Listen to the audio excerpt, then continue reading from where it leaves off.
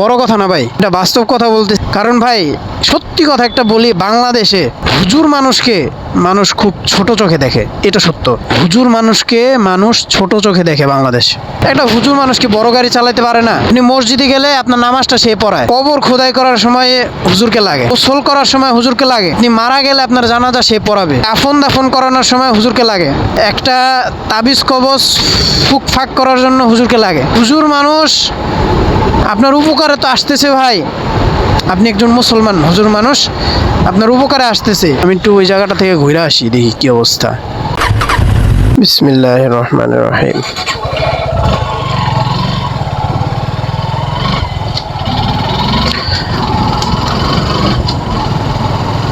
Hey everyone, this is Mohammad Ariful Islam. Welcome to my YouTube channel MAI Vlogs 1. আপনারা সবাই কেমন আছেন? আশা করি সবাই ভালো আছেন। আমি আল্লাহর রহমতে অনেক ভালো আছি, আলহামদুলিল্লাহ। তো আমার চ্যানেলে আবার নতুন কোনো ভিডিওতে আপনাদের সকলকে স্বাগতম জানাচ্ছি। যারা আমার চ্যানেলে নতুন আছেন সবাই প্লিজ আমার চ্যানেলটা সাবস্ক্রাইব করে দিবেন, আর যারা আগে থেকেই যুক্ত আছেন তাদেরকে অসংখ্য অগণিত ধন্যবাদ আমার চ্যানেলে যুক্ত থাকার জন্য। আজকে বিগত কয়েকদিন যাবৎ আমি অসুস্থতার জন্য প্রায় এক সপ্তাহ যাবৎ নিয়ম মাফিক যে ভিডিওটা করতেছিলাম, নিয়ম মাফিক কোনো ভিডিও করতে পারি নাই। সেই জন্য আপনাদেরকে আমি দুঃখ প্রকাশ করতেছি, আমি আন্তরিকভাবে দুঃখিত। ইনশাল্লাহ আল্লাহ যদি তৌফিক দেয় তাহলে আজকে থেকে ভিডিও করব। তো প্রায় এক সপ্তাহ যাবৎ আর কি আমি বিছানায় শোয়া, আমি ঘর থেকে বের হতে পারি নাই, এত অসুস্থ আর কি। তো যাই হোক, আজকে একটু ঢাকাইয়া ভাষায় কথা বলার চেষ্টা করব। এই পাম্পটা সেদিন আমাকে তেল নিতে আসছিলাম, আমাকে বলতেছে যে হুজুর মানুষ এত দামি গাড়ি চালায়। তা আমি বললাম, মানে আমাকে বলতেছে হুজুর মানুষ এগুলা গাড়ি কেন কিনছেন? আমি বললাম যে কেন, কী সমস্যা? কই ভাই আপনারা হুজুর মানুষ, আপনারা ছোটো মোটো গাড়ি চালাবেন, মানানসই গাড়ি চালাবেন। আমি কই ভাই আমার সাথে কি এটা মানানসই না? আমার সাথে যায় না গাড়িটা? এগুলো তো বড় গাড়ি ভাই, আপনারা হুজুর মানুষ, আপনারা ছোটো মোটো গাড়ি চালাবেন। হ্যাঁ, আমি কই ভাই হুজুর মানুষের কি মনের আশা থাকতে পারে না, বা একটা মানে অ্যাবিলিটি থাকতে পারে কি না, একটা সামর্থ্য থাকতে পারে কি না? বলতেছে যে থাকতে পারে। এরপরে মানে আমার কথা থেকে দূরে চলে গেছে, আমিও আর হেরে পেঁচাই নাই, যাক কইছে। কারণ ভাই সত্যি কথা একটা বলি, বাংলাদেশে হুজুর মানুষকে মানুষ খুব ছোট চোখে দেখে, এটা সত্য। হুজুর মানুষকে মানুষ ছোট চোখে দেখে বাংলাদেশ। হয়তো কিছুটা আমাদের নিজেদের কারণে হয়েছে, আর কিছুটা মানুষের দোষে হয়েছে। যেমন কিছু হুজুর আছে, অনেক কিছু আছে ভাই, কিন্তু আমি যা বলি ভাই সোজা সাপটা বলি, যদি কারো গায়ে লাগে লাগুক। সামর্থ্য আছে অনেক, কিন্তু ফকিন্নির মতো চলে। এরকম অনেক কিছু আছে, বড় লোক কিন্তু চলে ফকিন্নির মতো। হ্যাঁ, আসলে সত্যি কথা। কেউ আছে অনেক কিছু সামর্থ্য আছে ভাই, ভালো কাপড় চোপড় পরার, ভালো জুতা পরার, তা আপনি পরবেন না? আপনি যদি এখানে যদি না পরেন তাহলে তো এটা ভাই কিপটামি হইলো। আল্লাহ আপনাকে তৌফিক দিছে, পকেটে আপনার 1000 টাকা আছে, আপনি কি এখান থেকে 50টা টাকা খাইতে পারবেন না? হ্যাঁ, 50 টাকা খাইলে কি আপনার কী হইব? আপনি যদি না খান তাহলে এটা কিপটামি হইব। ধরেন আপনার কাছে 1000 টাকা আছে পকেটে, আপনার খিদা লাগছে, আপনি কি এখান থেকে 50 টাকা খাইতে পারবেন না? যদি না খান এটা কি হবে? কিপটামি। আবার যদি এরকম হয়, আপনার পকেটে 1000 টাকায় আছে, আপনার সামর্থ্য 1000 টাকা পকেটে, কিন্তু আপনি কি করলেন?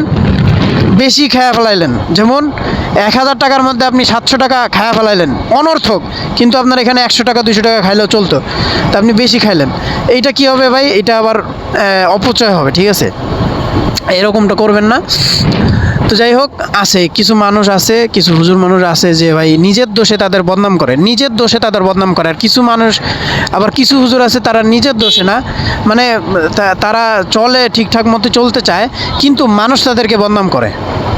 আমার কথাগুলো ভাই আসলে হয়তোবা কারো গায়ে লাগতে পারে, এটা ঠিক, অনেকেরই গায়ে লাগবে আমি জানি, কিন্তু ভাই এটাই বাস্তব। কিছু হুজুর মানুষ আছে নিজের দোষে বদনাম করে, আর কিছু হুজুর আছে যারা ভালো করে চলে যাতে কোনো দোষ না হয়, কিন্তু মানুষ ইচ্ছা করে করে আর কি, বদনাম করে আর কি, ঠিক আছে?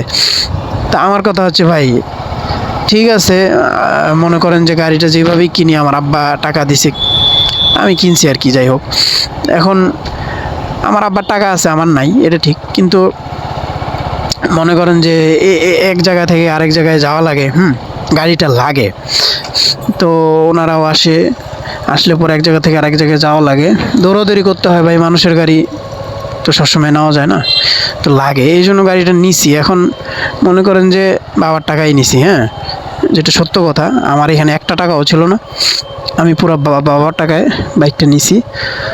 তো এখন সামর্থ্য আমার বাবার আছে, আমার নাই এটা ঠিক, কিন্তু আমার বাবার টাকা দিয়ে নিছি মানে কি, আমারই তো নাকি, তো সামর্থ্য আছে দেখেই তো নিছি, আল্লাহ তৌফিক দিছিল, এই জন্য নিছি আলহামদুলিল্লাহ। যে আল্লাহ সামর্থ্য দিছিল দেখেই, এটা কোনো বড় কথা না, ঠিক আছে, এটা আপনাদের সাথে আমি বিষয়টা শেয়ার করি। আপনারা যেহেতু আমার ফ্যামিলি মেম্বার, হ্যাঁ, আপনারা আমার কাছের মানুষ, আপনাদের সাথে আমি বিষয়গুলো শেয়ার করতে চাই। এই বিষয়গুলা আপনাদেরকে একটু জানাইতেছি যে আল্লাহ আমাকে সামর্থ্য দিছিল, বা মানুষের সামর্থ্য থাকলে তো সে নিতে পারে, সামর্থ্য না থাকলে নিতে পারে না, আল্লাহ তৌফিক না দিলে নিতে পারে না, ঠিক আছে। আল্লাহ আমাকে তৌফিকও দিছিল, সামর্থ্যও দিছিল আমার আব্বাকে, তাই আমি আমার আব্বার ওসিলা গাড়িটা নিতে পারছি, ঠিক আছে। এই হচ্ছে অবস্থা। তো আমাকে এই প্রশ্নটা আরেকদিন আমি তাকে জিজ্ঞেস করবো যে ভাই, আপনি যে আমাকে এই কথাটা বলছিলেন, এই কথাটা কেন বলছিলেন, এই কথাটা আপনি কেন বলবেন, কেন একটা হুজুর মানুষ কি বড় গাড়ি চালাতে পারে না, তার সামর্থ্য থাকলে চালাতে পারে না, এটা কি কোনো দোষের বিষয়? তা আপনারা এইভাবে কেন হুজুরদেরকে এই চোখে দেখেন কেন? আমাদেরকে এখান থেকে ভাই ফিরে আসতে হবে। আমরা যে হুজুর মানুষকে ছোট চোখে দেখি, বা একজন মানুষকে ছোট চোখে দেখি, তা কেন আপনি হুজুর মানুষকে কেন ছোট চোখে দেখবেন? একজন হুজুর মানুষ, একজন মসজিদের ইমাম, খতিব, ঠিক আছে, বা মাদ্রাসার শিক্ষক, একজন হুজুর, মাওলানা, হাফেজ মাওলানা, মুফতি, আপনি তাকে কেন ছোট চোখে দেখবেন? কি কারণটা? আপনি মারা গেলে আপনার জানাজা সে পড়াবে, আপনি মসজিদে গেলে আপনার নামাজটা সে পড়ায়, ভাই পড়ায় কি না আপনারা বলেন তো? আপনি মসজিদে গেলে নিজে নিজে নামাজ পড়েন, নামাজের ওয়াক্ত যখন আসে, নাকি ইমাম সাহেবের পিছনে নামাজ পড়েন? যখন কেউ মারা যায় তখন কি আপনি নিজে নিজে জানাজা পড়েন, নাকি ওই ইমামের পিছনে জানাজা পড়েন? তাহলে ভাই কি সমস্যাটা? কবর খোদাই করার সময় হুজুরকে লাগে, কাফন দাফন করানোর সময় হুজুরকে লাগে, গোসল করার সময় হুজুরকে লাগে, একটা তাবিজ কবজ ফুক ফাঁক করার জন্য হুজুরকে লাগে, তাহলে আপনি হুজুরকে এত ছোট মনে করেন কেন? কি সমস্যাটা? হুজুর মানুষ আপনার উপকারে তো আসতেছে ভাই, আপনি একজন মুসলমান, হুজুর মানুষ আপনার উপকারে আসতেছে, একটা দিনই মাসালা জিজ্ঞেস করতে যখন যাবেন তখন হুজুর মানুষকে লাগবে আপনার। আপনি কি এত বড় পণ্ডিত আছেন কেউ যে কোনো মাসালা মাসাইল নিজের থেকেই সব কিছু বাইর করতে পারেন? কোরআন হাদিস ঘাইটা আরবি বুঝেন, বাংলা আরবি থেকে বাংলা করতে পারেন, আছেন কেউ? এই যে এই পাম্পটা তেল ভালো অবশ্য, কিন্তু এখানে 70 পয়সা বেশি নেয়, লিটারে 70 পয়সা করে বেশি নেয়। আর এই বেশি নেওয়া, যেহেতু এই টপিকে আসলাম ভাই, এটা বলি আমি, এই উত্তরবঙ্গের মতো যতগুলো আমি দেখছি সবগুলো পাম্পের মধ্যেই 70 পয়সা করে বেশি নেয়, 70 পয়সা 75 পয়সা করে বেশি নেয়। আমি এই কারণটা বুঝি না ভাই, কেন ভাই? আপনি তেল আয় নাকি আপনার লাভ হয় না?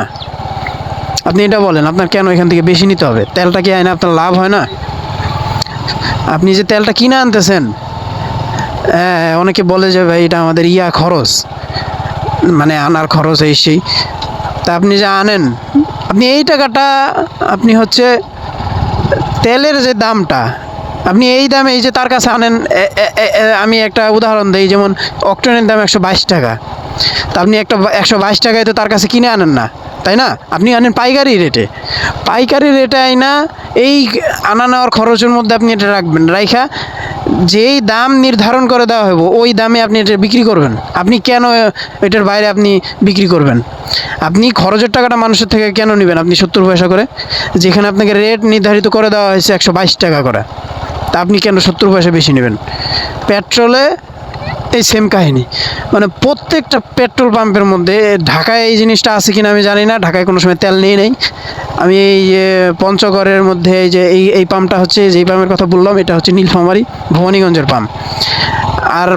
আর অন্য পাম্প থেকে তেল নিয়েছিলাম, সেটা হচ্ছে তেঁতুলিয়ায়। বাপরে, আমাদের কি সাইড দিবে? ও বড় ভাই সাইড দেন, আরে বড় ভাই সাইড দেন না, ও বড় ভাই সাইড দেন। এই হলো অবস্থা। আমি এই পাম্পটা থেকে তেল বেশি নেই। তো যাই হোক, কথা বলতে বলতে বাড়ি যেতে চলে আসছি। এখন কথা হচ্ছে যে আরেক জায়গায় যাওয়ার কথা, এখানে কখন যাই ঠিক নাই। তো